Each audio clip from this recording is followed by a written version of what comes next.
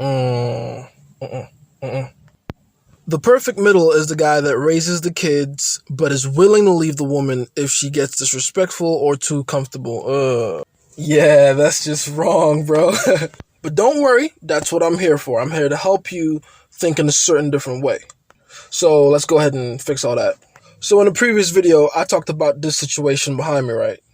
And how these two men, Future and Russell Wilson, are too far to the extremes of the spectrum.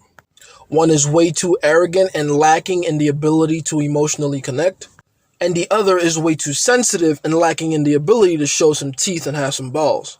And in the video, I said that you want to be more somewhere in the middle. And I'm going to take responsibility for it because I didn't properly communicate it effectively enough. Some of you walked away thinking that you should be smack dab in the middle. That's my bad completely. So let me correct that right now. And as usual with most things in the game, it's a spectrum, so I created another tool, another graph. Let's go. So as you can see here, we have a spectrum that goes from sensitive to strong in their extremes, of course. So this side would be overly sensitive and that side would be overly arrogant, let's just say.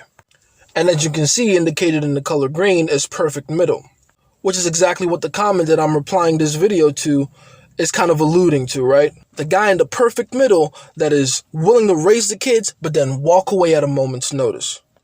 And yes, while this does perfectly describe that perfect middle guy, that's exactly why you shouldn't be that perfect middle guy.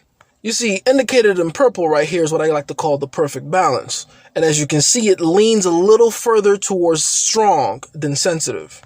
The best kind of guy to be, the guy that gets the most results with his dating and relationships, is not some kind of very perfect split down the middle hybrid between strong and sensitive.